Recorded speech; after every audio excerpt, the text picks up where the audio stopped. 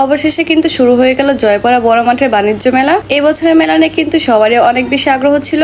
তো মেলা কতটা শুরু হয়েছে সবকিছু আপনাদের সাথে আজকে শেয়ার করব। সো হ্যালো এভরিওয়ান, আসসালামু আলাইকুম, ওয়েলকাম টু মাই পেজ। তো মেলা কিন্তু আজকে থেকে শুরু হলো, এখনো কিন্তু অনেক কাজ বাকি। তবে আমি যদি আপনাদেরকে পুরো মেলাটা ঘুরে দেখাই তাহলে হচ্ছে আপনারা মেলার অবস্থাটা ঠিক মতো বুঝতে পারবেন। তো শুরুতেই হচ্ছে একদম গেটের দুই পাশে দুইটা দোকান ভরপুর সাজানো ছিল। তবে মেলার ভিতরে কিন্তু এখনো অনেক রকমের কাজ বাকি আছে।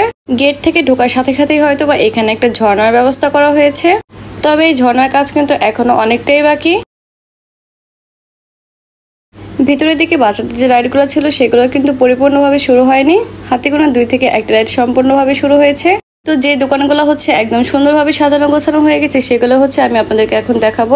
ভিতরের দিকে এই দোকানগুলো কিন্তু অনেক সুন্দরভাবে পরিপূর্ণভাবে সাজিয়েছে তারা, আর অনেক মানুষজন হচ্ছে এখানে কেনাকাটা করতেছিল।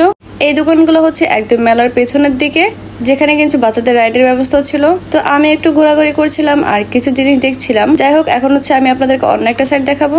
এদিকটাকে হচ্ছে অনেক পরিমাণে বাচ্চাদের ভিড় ছিল। তবে এখানে স্মোক বিস্কুট নামে কিছু একটা বিক্রি করেছিল, যেটা হচ্ছে আমি আসলে কিছুই বুঝতে পারিনি। তবে যাই হোক, অন্য দিক দিয়ে কিন্তু এখনো অনেক কাজ বাকি। বিশেষ করে এই দিকটাকে দেখতেই পাচ্ছেন যে এখনো কত পরিমাণে কাজ বাকি রয়েছে।